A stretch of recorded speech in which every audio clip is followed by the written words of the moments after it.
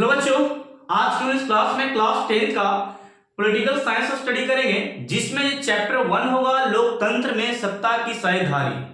पहले बच्चे, इस चैप्टर का मैंने ऑलरेडी पार्ट 1 बनाकर रखा है, जिसमें मैंने बताया था लोकतंत्र क्या है, लोकतंत्र का जो डेमोक्रेसी शब्द है, अंग्रेजी शब्द, वो आखिर आया कहां से, और मैंने बता के रखा फिर बच्चे लोकतंत्र में द्वंद्व क्या है, लोकतंत्र में समानता क्या होती है, लोकतंत्र से सामाजिक विभेद की उत्पत्ति कैसे होती है। ये सारे टॉपिक को मैंने कवर करके रखा है पार्ट 1 में, आप लोग जाकर देख सकते हैं। इस पार्ट 2 में हम लोग देखेंगे सामाजिक विभेद के बारे में और सामाजिक विभाजन है, और आपका एक मेन टॉपिक आ रहा है विभेदों में, यानी सामाजिक विभेद में तालमेल कैसे होता है, तालमेल कैसे होता है और संघर्ष उसके बीच में किस तरह से है, वो हम लोग इस वीडियो में समझेंगे, और भी इसके नेक्स्ट आगे की पार्ट आएगा। ठीक है, चलिए स्टार्ट करते हैं। सबसे पहला सामाजिक विभेद के बारे में। मेरे प्यारे बच्चों, सामाजिक विभेद आपको लिखने के लिए बोर्ड एग्जाम में दिया जाए तो आप किस तरीके से लिख सकते हैं और समझ सकते हैं, अपनी बातों से लिखना। ठीक है, बोल सकते हैं कि सामाजिक विभेद से हम यह समझते हैं कि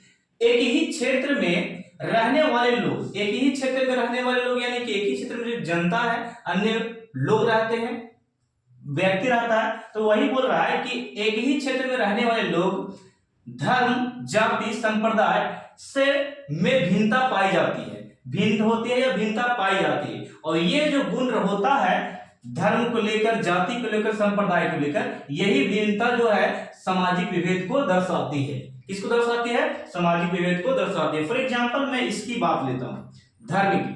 जैसे कि एक ही क्षेत्र में है और हम अपना धर्म को केवल प्रसार कर रहे हैं और उसको केवल मान रहे हैं, दूसरे के बोल सकते धर्म को बिल्कुल कदर नहीं कर रहे, तो एक तरफ से हो गया ये सामाजिक विभेद। क्या हो गया? सामाजिक विभेद। उसी प्रकार के बच्चे जाति भी लेते हैं। मान लेते हैं कि कोई जाति का हिंदू, बोल सकते हैं कि हिंदू, और बोल सकते हैं ये क्या हो गया, हिंदू मुस्लिम, इस प्रकार का, तो वो अपने ही जाति का केवल बोल सकते हैं कि गुणगान गाता है, अपने ही जाति का केवल क्या करता है, उसको बोल सकते हैं, हाँ देखिएगा यहाँ पे लिखा है, दूसरे टॉपिक है जाति के बारे में। तो जाति बोल सकते हैं जैसे कि एक ही क्षेत्र में लोग रहते हैं ना, तो अपने ही जाति का केवल मानते हैं, दूसरे जाति का कदर नहीं करते हैं, तो इस तरह के जो स्थिति उत्पन्न होता है ना उस क्षेत्र में, तो उसके लिए हम बोल सकते हैं बच्चों, ये बोल सकते हैं सामाजिक विभेद का उत्पत्ति का एक रीजन है, एक विशेष कारण है। संप्रदाय में बहुत सारे रीजन, लड़ाई झगड़े होते हैं, धर्म को लेकर, जात को लेकर, ऊंचा नीचा को लेकर, गरीब को लेकर, नाटे गोरे काले को लेकर होता है, ये संप्रदाय में देखा जाता है, और इसी को हम लोग बोलते हैं सामाजिक विभेद। क्या बोलते हैं? सामाजिक विभेद करते हैं। बात समझ में आ गया होगा। चलते हैं नेक्स्ट टॉपिक में। यहाँ पे सामाजिक विभाजन से आप क्या समझते हैं, या सामाजिक विभाजन है क्या? तो पहले बच्चे, सामाजिक विभाजन से हम यह समझते हैं कि यह इस तरीके से आपको आंसर देना। ठीक है, सामाजिक विभाजन से हम यह समझते हैं कि इसमें धन, रंग और क्षेत्र में, और बोल सकते इस टॉपिक में क्षेत्र में अमीर गरीब, लिंग, काला गोरा, स्त्री पुरुष, ये सब में जो सामाजिक विभेद होता है, दिखाई पड़ता है, उसे हम लोग क्या बोलते हैं? सामाजिक विभाजन का नाम दिया जाता है, यानी कि सामाजिक विभाजन। जैसे पहले बच्चे यहाँ पे देखिए, धन की बात करते हैं, तो धन क्या, धन सभी के यहाँ क्या बराबर है, एक जैसा है? अमीर के यहाँ धन और गरीब के यहाँ धन क्या एक जैसा? तो बिल्कुल नहीं है बच्चे। तो ये यहाँ पे देखा जाता है कि सामाजिक विभेद यहाँ पे है, यानी कि अपनी क्षमता के अनुसार देख, अमीर के पास ज्यादा है और गरीब के पास क्या कम है, लेकिन तो भी यहाँ पे उच्च नीच वर्ग यहाँ पे दिखाया जाता है। साथ में देखा जाए रंग की बात करते हैं, तो काले गोरे का फर्क है। जैसे कि एक देश है अमेरिका, वहां पे एक लड़ाई हुआ था श्वेत और अश्वेत को लेकर, गोरे और काले को लेकर। ठीक है, तो वहां पर बोल सकते रंग, एक ही क्षेत्र में लोग रह रहे हैं और वहां पे रंग का भेदभाव कर रहे हैं, तो ऐसे को हम लोग बोलेंगे सामाजिक विभाजन। सामाजिक क्या है? विभाजन एक तरफ से है। क्षेत्र की बात करते हैं, क्षेत्रों में यानी कि एक क्षेत्र के है, मानते हैं इस राज्य का व्यक्ति है, उस राज्य के व्यक्तियों को एकदम नहीं लगा रहा है, बिल्कुल 1% नहीं लगा रहा है, तो समझिए वहां पे सामाजिक विभाजन है। बात समझ में आ रहा है? इसी प्रकार अमीर गरीब को लेते हैं, तो ये अपने में क्या ऊंच नीच की भावना को दर्शाते हैं। लिंग की बात करते हैं, यानी कि गर्ल को, इसको बोल सकते हैं गर्ल को, गर्ल को अनुमति किसी प्रकार का स्वतंत्र नहीं है, और बॉय को स्वतंत्रता है कि बाहर जाके पढ़ सकता, लिख सकता, बाहर हॉस्टल में रह सकता, लेकिन लड़कियों का ऐसा नहीं है। लेकिन अब ऐसा नहीं कर बच्चे, अब गर्ल को भी बोल सकते हैं कि दूसरे यहाँ भेजा जाता पढ़ने के लिए, हॉस्टल में रहने के लिए। ठीक है, तो अब इस तरह से, पहले इस तरह से नहीं था। ठीक है, तो ये था लिंग में विभेद, यानी कि लिंग में विभाजन था। और गोरे काले का रूप जो यहाँ पे है ये देखा जाता है अच्छे खासा अमेरिका में, जैसे कि इंडियन अमेरिका में गया तो विभेद देखने के लिए मिलता है, ये पहले की बात था, अभी नहीं है। और स्त्री पुरुष में विभेद होता है, जैसे कि मुझे केवल लड़का चाहिए और लड़की नहीं चाहिए, तो इस प्रकार भ्रूण हत्या किया जा रहा है बच्चियों का। तो ये भी एक प्रकार से सामाजिक विभाजन का एक रीजन है, एक कारण है। तो ये बात समझ में आ गया सामाजिक विभाजन में। अब यहाँ पे कहा था विभेद जो आप लोग देख लिए, विभेद में तालमेल कैसे होगा और उसके बीच संघर्ष क्या है, ये हम लोग समझने वाले इस टॉपिक से। बहुत मजा आने वाला, जरा देखिए इस टॉपिक में क्या है। कह रहा विभेद, विभेद आप समझ गए, दो विभेद पढ़ लिया, यहाँ पे विभेद बहुत सारा दिखा दिया आपको हम। तो विभेदों में कह रहा विभेद जो हुआ है उसमें तालमेल कैसे होगा और उसके बीच में संघर्ष क्या है, उसके बीच को हम लोग देखने वाले, क्या इसमें दोनों में तालमेल और संघर्ष क्या रहती है। जैसे कि पहली बात लिखा है कि विविधता, विविधता कहने का मतलब है एक ही क्षेत्र में जो हम लोग रह रहे हैं और धर्म को लेकर, जाति को लेकर लड़ रहे हैं, तो ये विविधता यानी कि विविधता जो है, एक विविधता जो है, कहता विविधता में एकता, विविधता में जो एकता है यानी कि एकता है लोकतंत्र का एक गुण है। यानी कि हम लोग अपने ही क्षेत्र में लड़ते हैं, एक दूसरे से लड़ते हैं, जब हमारे देश की बात आता है तो हम लोग सभी मिलकर अपने देश को बचाने के लिए आगे आते हैं। तो ये हो गया विविधता है, यानी कि दोनों हम लोग विभिन्न हैं लेकिन एकता है, किसके लिए, अपने राष्ट्र के लिए, अपने लोकतंत्र के लिए। वही बोलता है कि विविधता में एकता लोकतंत्र का एक गुण है। लोकतंत्र कैसा है, लोकतंत्र कैसा है जो विविधता भी एकता है, इस प्रकार इसको गुण बोला गया। किसको गुण बोला गया, लोकतंत्र को गुण बोला गया। अलग है लोग लेकिन तो भी क्या है, हम एक हैं, हम भारतीय एक हैं। ओके, तो इसे क्या बोला गया, एक गुण है, लोकतंत्र एक गुण है विविधता में एकता का। चलिए बनारस की बात करते हैं। बनारस में एक घटना हुई थी, तो घटना क्या है कि हिंदू मुस्लिम जो है धर्म को लेकर मिल मिलाप रहता है। बनारस एक जगह है, एक स्थल है जहां पे बोल सकते हैं बनारस, इस जगह पे हिंदू और मुस्लिम जो वहां के हैं धर्म को लेकर नो लड़ाई झगड़ा, बोल सकते एक दूसरे के धर्म को कदर करता है, मानता है। तो ये वहां के मिल मिलाप है, यानी कि मिलजुल कर रहते हैं, एक दूसरे के धर्म को मनाते हैं। तो ये बहुत अच्छा है, हमारा बोल सकते हैं तालमेल बैठा हुआ है हिंदू और मुस्लिम के बीच, प्रति अच्छा बैठा है। नेक्स्ट यहाँ पे लिखता है नाजिम एक बोल सकते लड़की है जो मुस्लिम है, क्या है, मुस्लिम है। इन्होंने हनुमान चालीसा को उर्दू में लिपिबद्ध किया, यानी कि यहाँ पे हनुमान चालीसा जो हिंदी में था, संस्कृत में था, उसको लिपिबद्ध करके उसको किसमें पढ़ लिया, किसमें पढ़ा, उर्दू में। सारा जो हनुमान चालीसा था उसको हिंदी में कन्वर्ट करके, संस्कृत में कन्वर्ट करके उसको सारा हनुमान चालीसा को पढ़ा। यानी कि अपना धर्म को देखते हुए भी दूसरे को धर्म को उन्होंने अपनाया। नाजिम, बहुत मुझे गर्व है ऐसे बच्चों पर जो बोल सकते हैं कि अपना धर्म को मानते हुए दूसरे को धर्म को अपना माना, दूसरे को संस्कार को अपना संस्कार माना। तो ये होता है एक्चुअली में अच्छा इंडियन, अच्छा बोल सकते हैं, अच्छा गर्व। ठीक है, तो नाजिम पे हमें गर्व है मुस्लिम होने का, ऐसा ही मुस्लिम होना चाहिए। किसी के बोल सकते हैं कि धर्म को लेकर, जाति को लेकर, और बोल सकते हैं किसी को संप्रदाय को लेकर कभी नीचा नहीं सोचना है। ठीक है, हमारा केवल ऊंचा रहे ऐसा बात कभी नहीं सोचिए। ठीक है, तो नाजिम एक ऐसी बच्ची थी, हनुमान चालीसा जो था उसे उर्दू में लिपिबद्ध करके उसको पढ़ा और उसको गाया भी। ठीक है, देखते रह गए और अगल बगल के लोग, लेकिन इससे कोई फर्क पड़ने वाला नहीं है। जर्मन में अच्छाई हो तो आप बहुत कुछ कर सकते हैं समाज में। ऐसा कोई किसी पर इसको क्या हिंदू लोग नहीं माने होंगे। ठीक है, कोई बात इसमें दिक्कत नहीं।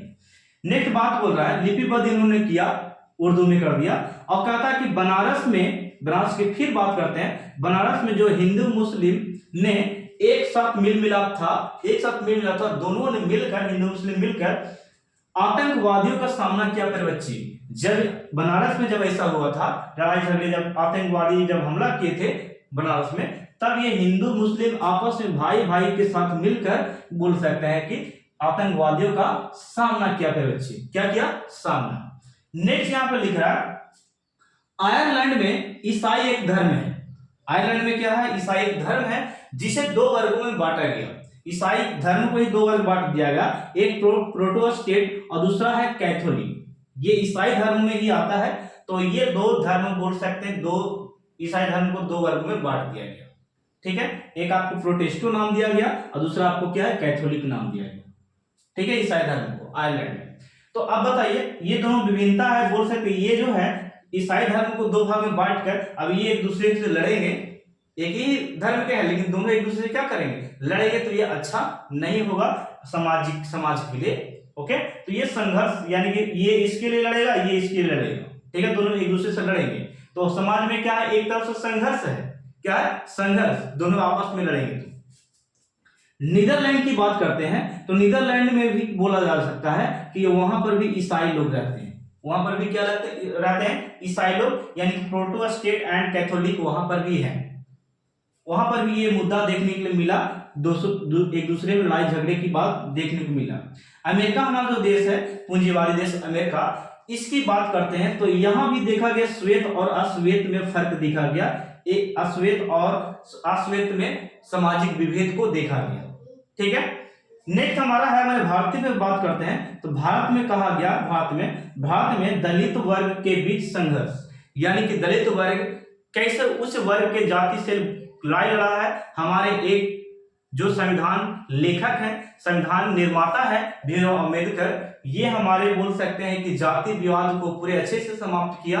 बहुत अच्छा, मुझे गर्व है ऐसे आदमियों पर, ऐसे बोल सकते हैं कि पर्सन पीपल पर, जो हमारे समाज के लिए बोल सकते दलित वर्ग के लिए संघर्ष किए थे, लड़ाई लड़े थे। और आज हम लोग एक दूसरे से बोल सकते यहाँ पर बैठकर पढ़ते हैं, लिखते हैं, अच्छे से बात विचार कर पाते हैं, इन्हीं का देन है। ये यदि बोल सकते संघर्ष नहीं करते हैं, हमारे भारत में दलित वर्ग के लिए नहीं लड़ते, तो आज हम लोग एक दूसरे को मैं आपको शिक्षा नहीं दे पाता और बोल सकते आप शिक्षा नहीं ले पाते अच्छे ढंग से। तो ये इन्होंने एक बड़ा ही बोल सकते कि युद्ध लड़ा था, एक प्रकार का बड़ा ही संघर्ष था जो बहुत ही कठिन था। इन्होंने बचपन में ही ठान लिया था कि मुझे अपने देश के लिए, अपने समाज दलित के लिए कुछ करना है, इसके लिए इसको संघर्ष से इसको आगे लेके चलना, इसको हटाना है। तो मन में जब उम्मीद हो तो आप जरूर कुछ कर सकते हैं। फिर बच्चे, जैसे कि बिहार बोर्ड आपको एग्जाम आने ही वाले हैं, 2 मंथ बचा है, तो आप ऐसा संघर्ष कीजिए, आप ऐसा मेहनती बनिए ताकि आप बोर्ड में अच्छा कर सकें। ठीक है, तो मेरे बच्चों बस इस स्लाइड में इतना ही। मैं नेक्स्ट स्लाइड लेकर आने वाला हूं जल्दी, इसे आप स्क्रीनशॉट ले सकते हैं। मेरे बच्चे, अभी आपने देखा कि किस तरह से ईसाई धर्म को 2 वर्ग में बांट दिया गया था, प्रोटेस्टेंट एंड कैथोलिक में बांट दिया गया। और यहाँ पे हम लोग ये भी देखें कि लोकतंत्र में जो विभेद है उसमें तालमेल किस तरह से बैठा है और किस तरह से झगड़े थे, किस तरह से संघर्ष हुआ, ये मैंने अभी बताया, अभी आप लोग को समझाया। तो बच्चों, अब मैं आपको समझाने वाला हूं कि सामाजिक विभेद से राजनीति का क्या परिणाम होता है, पॉलिटिकल में क्या परिणामें आती है राजनीति पर, ये हम लोग देखेंगे। किससे फिर बच्चे, तो यहाँ पे लिखा सामाजिक विभेद से राजनीतिक का परिणाम, यानी राजनीति का क्या परिणाम होता है वो देखिएगा। तो सबसे पहले यहाँ पे ये बताया जा रहा है कि इस टॉपिक जो हेडिंग आपका ये वाला है, इससे ये पता चलता है कि जो सामाजिक विभेद है राजनीतिक में बहुत बड़ा बदलाव आएगा, बहुत बड़ा परिवर्तन होगा। देखिएगा कैसे, जैसे कि यहाँ पे लिखा मैंने, सामाजिक विभेद यदि राजनीतिक विभेद में परिवर्तन हो जाता है, यानी कि बदल जाता है, तब उस राष्ट्र का विखंडन निश्चित है कि वो राष्ट्र टूटेगा। कहने का मतलब ये हो गया प्यारे बच्चे, यदि हम लोग किसी देश में रहते हैं, हम लोग भारत में रहते हैं और अपने समुदाय से, अपने जाति से, अपने धर्म को लेकर एक दूसरे से यदि लड़ते हैं और जब लड़ेंगे ऐसा, तो यही हमारा सामाजिक विभेद बहुत बड़ा एक संघर्ष का रूप ले लेगी। और जब ये संघर्ष का रूप ले लेगी सामाजिक विभेद, तो ये राजनीतिक विभेद का अगर रूप ले लेती किसी दिन से, राजनीतिक हिस्से का एक भाग बन जाती है, तब समझिए का यदि बदलाव हो जाता है, तब समझिए हमारे राष्ट्र का विखंडन यानी कि टूटना एकदम निश्चित है कि एक दिन ये राष्ट्र टूटेगा, वो देश विखंडित होकर रहेगा। फिर बच्चे, मैं ये बताना चाहता हूं फिर बच्चे कि सामाजिक, हम लोग एक ही समाज में रहते हैं और हम लोग क्या करें कि एक दूसरे से लड़े, धर्म को लेकर, जाति को लेकर, श्वेत गोरे काले नाटे, ये सब को लेकर धर्म एक ही क्षेत्र में लड़ते हैं या दूसरे क्षेत्र से लड़ते हैं अपने देश में, तो समझिए कि हमारी राजनीति पर बहुत बड़ा प्रभाव पड़ेगा, बहुत बड़ा बोल सकते हैं कि प्रभाव पड़ने के अकॉर्डिंग हमारा देश अच्छा से चल नहीं पाएगा, इसलिए उस राष्ट्र का विखंडन यानी कि टूटना एकदम निश्चित तय हो जाएगा। ठीक है, तो ये मैं समझाना चाहता हूं कि सामाजिक विभेद की राजनीतिक परिणाम ऐसा हो सकता है। ओके, चलिए आगे आगे पे बच्चों एक एग्जाम्पल मैंने लिखा था, एक देश है यूगोस्लाविया, एक ऐसा देश है बच्चे जहां पे धर्म को लेकर, जाति को लेकर और लिंग को लेकर, समाज को लेकर लड़ाइयां होती रहती है। समझिए कि वो देश यूगोस्लाविया जो देश है वहां पे जो समाज जो बटा है ना, एक तरफ से तरबूजे जिस तरीके से बांटते हैं खरबूजे को, इस प्रकार वहां पे एकदम विखंडित है यूगोस्लाविया। तो समझिए कैसा वो देश होगा, कैसा वहां पे क्षेत्र होगा, कैसा समाज होगा, कैसे वहां पे धर्म लोग एक दूसरे के धर्म को किस प्रकार विभेद करते होंगे, कैसे मनाते होंगे, वहां की जनता की स्थिति कैसे होगी, ये डिपेंड करती है उस देश के लिए। तो वही हम बता रहे हैं कि इससे राजनीति पर बहुत बड़ा प्रभाव पड़ता है। और जब प्रभाव पड़ेगा राजनीति पे तो समझिए कि राष्ट्र का बोल सकते उस राष्ट्र का एकदम टूटना निश्चित है, विखंडन होना निश्चित है। तो ये मैं आपको बताया बच्चे, तो एग्जांपल भी मैंने आपको दे दिया यूगोस्लाविया, आप लोग याद रखिएगा। यहां पे नेक्स्ट लिखा है कि विभेद से लोकतांत्रिक राजनीति पर प्रभाव, यानी कि जो विभेद है इससे कह रहा है कि लोकतंत्र की राजनीति जो है, लोकतंत्र की राजनीति है उस पर किस तरह से प्रभाव पड़ती है बच्चे, वो मैं आपको समझाता हूं। अभी मैंने समझाया कि सामाजिक विभेद से, यदि सामाजिक विभेद से मैं समझाया आपको बच्चे कि राजनीति का क्या परिणाम होता है। तो परिणाम हम लोग देख लिए कि वह देश क्या हो सकता है, विखंडित हो सकता है, ये परिणाम हो गया जो कि अच्छा हमारे देश के लिए, किसी भी देश के लिए अच्छा नहीं होगा। दूसरा एग्जाम्पल यहाँ पे दूसरा टॉपिक आपका है कि सामाजिक विभेद जिस देश में रहता है तो वहां का लोकतांत्रिक राजनीति का प्रभाव क्या होगा, वो मैं आपको समझाता हूं। जैसे कि फिर बच्चे यहाँ पे एक डायलॉग मैंने लिख रखा है, फुट डालो और शासन करो। ये अंग्रेज द्वारा बोला गया था और बोल सकते हैं कि यही अंग्रेज लोग, ब्रिटिश सरकार जो थी, ब्रिटिश शासन जो थी, हमारे राज्य पर कई वर्षों तक शासन की है। इसी वजह से यानी कि हिंदू मुस्लिम को एक दूसरे से लड़ा देना है और एक दूसरे से लड़ा देना है और अपने क्या करना है, उस पर शासन करना। और इसी वजह से हम लोग हिंदू मुस्लिम आपस में लड़ते रहे और कई वर्षों तक हमारा देश गुलाम रहा थे बच्चे। जिस दिन हम लोग बोल सकते हैं कि एक हुए थे और हम लोग एक मिलकर लड़ाई लड़ने लगा अंग्रेज के खिलाफ, अंग्रेज यहां से छोड़कर भाग गया और हमारा देश क्या हो गया, स्वतंत्र हो गया। तो इस तरह से बोल सकते हैं क्या परिणाम होता है, विभेद का मतलब राजनीति पर क्या प्रभाव पड़ती है, ये आप लोग देख लीजिए। ठीक है, मैंने आपको एग्जाम्पल भी दिया। ठीक है, तो याद रखिएगा। आगे हम लोग चलते हैं, एक कहानी हम लोग यहाँ स्टार्ट करने वाले हैं उत्तरी आयरलैंड की यहाँ पे कहानी स्टार्ट करेंगे बच्चे। ये देखिएगा आयरलैंड की कहानी है, उत्तरी, दक्षिणी, पश्चिमी, पूर्वी यानी कि पूर्व। ओके, तो यहाँ पे उत्तरी आयरलैंड में ईसाई को दो वर्गों में बांटा गया था। ईसाई धर्म को दो वर्गों में बांटा गया था। एक आपका प्रोटोस्टेट था, ईसाई धर्म का एक भाग था, और दूसरा एक था कैथोलिक। क्या था? कैथोलिक।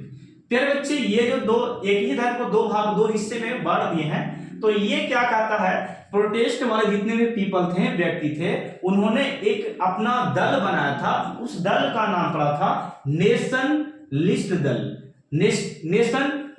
राजनीतिक दल बनाया गया था इस प्रोटेस्टेंट के द्वारा। ठीक है, यहाँ की जनता के द्वारा, यहाँ के पीपल के द्वारा बनाया गया था। और कैथोलिक ने जो बोल सकते हैं कि राजनीतिक दल बनाया, उस राजनीतिक दल का नाम पड़ा था यूनियनिस्ट नाम पड़ा राजनीतिक दल बनाया था कौन? कैथोलिक ने। और दोनों क्या, ईसाई धर्म के लोग हैं। ईसाई धर्म को दो भागों में डिवाइड कर दिया गया था।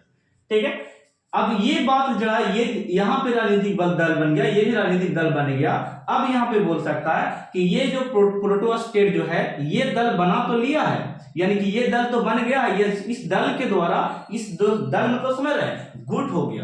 राजनीतिक दल मतलब क्या हो गया? गुट। यानी कि इसका दल, इसका व्यक्ति लोग, पीपल लोग एक तरफ है, इसके पीपल लोग एक तरफ है। उस पीपल बोल सकते उस दल को नाम दे दिया नेशनलिस्ट और यूनिस्ट नाम दे दिया गया। ओके, तो एक दूसरे से बोल सकते ये क्या चाहते थे, प्रोटेस्टेंट ईसाई धर्म वाले ये क्या चाहते थे?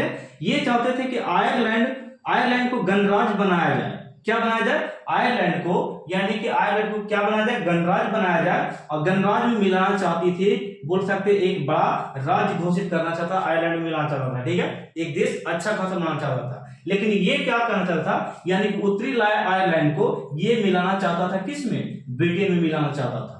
ये वाला दल जो था, कैथोलिक दल का जो था ये वाला, ये मिलाना चाहता था ब्रिटेन में, और ये जो प्रोटेस्टेंट था ये मिलाना चाहता था आयरलैंड में। तो बताइए, ये दोनों में एक तरफ से अगर एक ही देश में रह रहे हैं और अपने ही देश को बोल सकते विखंडित करने की बात करते हैं, ये वाला हिस्सा ब्रिटेन में चला जाए, ये वाला हिस्सा यहाँ पे अमेरिका में चला जाए, तो ऐसा अगर रहेगा तो हमारा देश विखंडित रहेगा, हम लोग आपस में अपने देश को बचा नहीं पाएंगे। तो ये बात है, इस बात को लेकर मैं बोल सकते अपने देश में अगर ये बात आती है तो ये हमारे देश के लिए खतरा है, हमारे समाज के लिए, हमारे बोल सकते आने वाले कल के लिए खतरा हो सकता है। तो ऐसा स्थिति कभी नहीं आया हमारे भारत में, मैं चाहता हूं, ठीक है, चलिएगा। तो ये आयरलैंड को इन्होंने दो भागों में बांटना चाहा इस साइड। तो फिर बच्चे आप लोग समझ गए होंगे मैंने जो समझाना चाहा। तो आपको मैं नेक्स्ट स्लाइड में लेकर चलता हूं, वो आपको लास्ट स्लाइड होगा, जिसे आप अच्छे से जानेंगे। इस टॉपिक को अच्छे से नोट करिए आप, और लिखते चलना है, ठीक ना, नोट्स बनाते चलना है। चलिए सर स्क्रीनशॉट लीजिए। प्यारे बच्चे, ये लास्ट स्लाइड होगा इस चैप्टर का और इस वीडियो का। देखिएगा, हम लोग समझते हैं, लिखा प्यारे बच्चों, सामाजिक विभेद की राजनीतिक के परिणाम किन किन बातों पर निर्भर करती है वो मैं आपको बताता हूं। तो प्यारे बच्चे, सामाजिक विभेद की राजनीतिक के परिणाम जो है तीन बातों पर निर्भर करती है। फर्स्ट बात आपका जो है स्वयं की पहचान। स्वयं की पहचान यानी कि अपने खुद की पहचान क्या है, ये मैटर रखता है क्या कि सामाजिक विभेद के राजनीतिक परिणाम क्या हो सकते हैं, ये मैटर रखता है, ये बात रखता है, ठीक है। पहली बात, सरकार की मांगों के प्रति सोच, यानी कि सरकार के सामने हम अपनी मांग को क्या रख सकते हैं उसके प्रति सोचना है आपको, किस तरीका का मांग करें। ये न कि हम लोग अपनी मांग को केवल मनमानी रखें और सरकार की दयनीय स्थिति को नहीं समझे, तो ये सरासर गलत बात है। तो सरकार को भी देखकर चलना है, आपकी देश की हालत को देखकर चलना है, उससे आप क्या मांगे रख सकते हैं ये आपको देखकर चलना है, ठीक है। चलिए मैं समझाता हूं। तो ये सामाजिक विभेद राजनीतिक का परिणाम हम लोग दो पढ़ने वाले यहाँ पे 1 और 2। तो प्यारे बच्चे, यहाँ पे मैं समझा दिया मैं आपको यहाँ पे कि स्वयं की पहचान यहाँ पे मैं समझाने जा रहा हूँ। इसका 3 होता है, यानी कि जो सामाजिक विभेद के राजनीतिक परिणाम जो होता है 3 होता है। मुख्य रूप से मैंने 2 लिखा है, यानी कि 2 इंपोर्टेंट है, इसलिए मैंने आपको लिखा। वो अच्छा खासा लंबा चौड़ा था हेडिंग उसको, ठीक है, वो आपको काम देने लायक नहीं था, इसलिए मैंने ये दोनों को लिखा। तो ये जो आपका टॉपिक है पहला, यहाँ पे मैं समझाना चाहूंगा स्वयं की पहचान। स्वयं की पहचान आप कैसे करेंगे प्यारे बच्चों? तो स्वयं की पहचान आप कर सकते हैं यदि आप किसी क्षेत्र में रहते हैं प्यारे बच्चे, तो वहां को धर्म को, जाति को, समाज को, संप्रदाय को अपना मानिए, और बोल सकते हैं बगल वाले जो समाज है, जाति धर्म है, उसे भी यदि आप अपना मानते हैं तो उस राज्य का, उस क्षेत्र का विकास होगा, वो विकसित बोल सकते विकासशील राहों पे चलेगा। जब ऐसा होगा प्यारे बच्चे तो आपके देश की भलाई होगा, आपका देश के भलाई होगा, तो आपके राष्ट्र की एक पहचान बनेगी। जब आपकी राष्ट्र की पहचान बनेगी तो आपका स्वयं का पहचान भी बनेगा। तो आप बात को समझ गए मैं क्या कहना चाहता हूं। तो ये था स्वयं की पहचान। मैं समझाता हूं कि अपनी पहचान के प्रति भावना रखना, यानी कि अपने दिल में भावना एक रखना है कि अपने राष्ट्र के लिए हम क्या कर सकते हैं, अपने समाज की अच्छाई के लिए क्या कर सकते हैं, दूसरे की बुराई कभी नहीं करना है कि अपना धर्म को केवल मानिए और दूसरे धर्म को नहीं मानना। तो ये बोल सकते हैं कि ऐसा आपका सोच नहीं होना चाहिए। तो ठीक है, तो समझ गए आप मैं क्या बोलना चाहता हूं। तो अपनी पहचान के प्रति भावना लगाव रखना है कि अब मेरी पहचान क्या है। नेक्स्ट बहुत बोल रहा है कि दूसरे की पहचान की भावना से असंतोष होना, यानी कि कोई व्यक्ति है बोल सकते हो वह अपने राष्ट्र के लिए मर मिटने के लिए तैयार है, वो अपने क्षेत्र के लिए, अपने जगह के लिए, वो अपने समाज के लिए, तो क्या आप उससे जलेंगे? तो बिल्कुल नहीं प्यारे बच्चे। वो अपने देश के लिए जो भी कुछ करे, अपने राज्य के लिए, आपके लिए भी सोच सकता है। आप ऐसा मत समझिए कि आपके लिए नहीं सोच सकता है। तो आपके मन में जो असंतोष की भावना है उसको हटाकर थोड़ा सा अच्छे तरीका से देखेंगे तो अच्छा रहेगा। कहने का मतलब है कि दूसरे की पहचान की भावना को से असंतोष मत आप होइए, उससे आप ना खुश होइए, यानी कि खुश रहिए कि वो अच्छा ही कर रहा है अपने देश के लिए, तो हमारे राज्य के लिए भी अच्छा कर सकता है, ठीक है, आपके क्षेत्र के लिए भी अच्छा कर सकता है। तो आपको भी सोचना उसी की जैसे आपको भी सोच रखना कि देश का, राज्य का, जाति का, धर्म का अच्छा से क्या हो, बोल सकते हैं प्रयोग करें, उसको अच्छा से देखभाल करें, कोई भी करे लेकिन अच्छा से करे, ठीक ना। तो हम लोग को असंतोष की भावना नहीं रखना, ठीक है। तीसरी बात यहाँ पे मैंने लिखा, एक टॉपिक मैंने लिखा, राष्ट्रीय पहचान से आप क्या समझते हैं। ये क्वेश्चन आपको बोर्ड में आ सकता है और बड़ा ही हल्का क्वेश्चन है, आपको बिल्कुल इजी तरीके से लिखना। राष्ट्रीय पहचान आपकी कैसे बनेगा वो मैं समझाता हूँ। जैसे कि पहले बच्चे हम लोग किसी क्षेत्र में रहते हैं, वहां के समाज जाति धर्म में हम लोग वहां पे विलीन हो जाते हैं, एकदम मग्न हो जाते हैं अपने ही क्षेत्र के लिए। तो पहले बच्चे यदि हम लोग दूसरे क्षेत्र में अगर कोई कठिनाई होती है तो क्या हम दूसरे क्षेत्र की कठिनाई को सॉल्व यदि करने लायक हैं तो क्या उसका मदद नहीं कर सकते? तो बिल्कुल मदद करेंगे पहले बच्चे। तो ये हमारी पहचान बनेगी। दूसरे की जाति को, धर्म को, समाज को, संप्रदाय को यदि हम अच्छे ढंग से देखें तो ये हमारी पहचान अच्छाई की ओर जाएगा, हमारी राष्ट्रीय पहचान की ओर जाएगा। यदि हम अपने देश के लिए कुछ करते हैं, अपने देश में एक ऊंचे पद पे चले जाते हैं, अपने राष्ट्र के लिए कुछ मेडल जीतते हैं, तो ये हमारे राष्ट्र की पहचान होगा। बात समझे? तो ये हो गया राष्ट्रीय पहचान। ये ना कि धर्म को लेकर, जाति को लेकर दंगे करना है, लड़ाई करना है, तो ये आपका राष्ट्रीय पहचान नहीं है। क्लियर हो गया? चलिए, तो राष्ट्रीय पहचान आपके धर्म पे डिपेंड करता है, जाति पे, आपके मेहनत पे, आपके लगन पे, आपके सांप्रदायिक धर्म पे, ये सब पर आप पे डिपेंड करता है। आप किस तरीके से अच्छा उसको बना सकते हैं, कैसे आगे बढ़ा सकते हैं, तो ये आपका राष्ट्रीय पहचान होगा। चलिए, अब यहाँ पे मैं जो बताने जा रहा हूँ, ये टॉपिक मैं ऑलरेडी पढ़ा चुका हूँ, ये थोड़ा सा फिर से रिव्यू हो गया लास्ट है ये टॉपिक। तो लास्ट में जो टॉपिक मैंने लिखा, सामाजिक विभेद के कई रूप हैं, यानी कि सामाजिक विभेद जो देखा जाता है समाज में कई तरह से देखा जाता है और कई एरिया में, कई क्षेत्र में देखा जाता है बच्चे। जैसे कि मैंने लिखा कि भारत को ही ले लेते हैं, तो भारत में क्या सामाजिक विभेद देखा जाता है, तो धर्म को लेकर एक दूसरे से लड़ते हैं, एक दूसरे को नीचा दिखाते हैं धर्म को लेकर, तो ये देखा जाता है सामाजिक विभेद यानी कि भारत में। और जाति को लेकर भी लड़ाई झगड़े, दंगे फसाद होते रहते हैं, तो ये ऐसा नहीं होना चाहिए। तो ये पहला मैंने सामाजिक विभेद का रूप बताया जो भारत में देखने को मिलता है। सेकंड बात है, आयरलैंड की बात करते हैं। तो आयरलैंड में ईसाई धर्म को दो भागों में बांट दिया गया। मैंने बताया अभी सेकंड साइड, पीछे और साइड मैंने बताया था कि उत्तरी आयरलैंड को दो भागों में बांट दिया गया था। एक प्रोटेस्टो यानी कि ईसाई धर्म को बांट दिया गया और ईसाई धर्म को एक और भाग बना दिया गया कैथोलिक। और ये दोनों राज्य क्या चाहते थे कि एक चाहते थे कि उत्तरी आयरलैंड को आयरलैंड में मिला दिया जाए और गणराज्य बना दिया जाए। ये चाहता था प्रोटेस्टेंट चाहता था कि हम आयरलैंड को, उत्तरी आयरलैंड को आयरलैंड में मिला के एक गणराज्य देश बनाएं। लेकिन ये कैथोलिक ईसाई क्या चाहते थे, ये चाहते थे कि हम इसे, ये वाला जो उत्तरी आयरलैंड है, इसे में हम लोग किस में मिला दें, ब्रिटेन में मिला दें। तो ये कहीं ना कहीं जरा सा गलत है, ऐसा कभी नहीं होना चाहिए, ठीक है। तो ये था सामाजिक विभेद का मेन रीजन, एक संघर्ष समझिए। नेक्स्ट यहाँ पे बताया जा रहा है, बेल्जियम में भाषा को लेकर, यानी कि भाषा को लेकर एक दूसरे के प्रति क्या करते हैं, लड़ाई लड़ते हैं, ठीक है। तो ये भाषा का। दूसरा आपका फ्रांस, भी वही बात है, फ्रांस में फ्रेंच भाषा घोषित किया गया था। जिस समय फ्रांस में जो क्रांति हुई थी ना, उस समय की बात करते हैं, उस समय भी भाषा, उसके पहले बहुत चला था भाषा, जिस समय राजा महाराजा राज्य कर रहे थे फ्रांस में, जो खराब राजा थे, निरंकुश थे, तो उस समय भाषा चलता था। जैसे फ्रेंच भाषा लागू किया गया उस देश के लिए, फ्रांस के लिए, तब वहां पे स्थिति थोड़ा सा अच्छा हुआ उस देश के लिए। नेक्स्ट जर्मनी में यही हालत हुई, भाषा को लेकर लड़ाई झगड़े, दंगे फसाद हुआ था, ठीक है। तो प्यारे बच्चे, मैं इस टॉपिक को मैं यहीं पे एंड करता हूं। आप लोग बताइएगा कमेंट में कैसा आपको चैप्टर लगा, समझने में कैसा टॉपिक था। आपको अगर अच्छा लगता है तो वीडियो को जरूर शेयर करिए बच्चे। मैं आपको इसी तरह से सेकंड चैप्टर भी लेकर आऊंगा। हिस्ट्री को भी लेकर आता रहूंगा, इकोनॉमिक्स पॉलिटिक्स जितना होगा सब लेकर आता रहूंगा।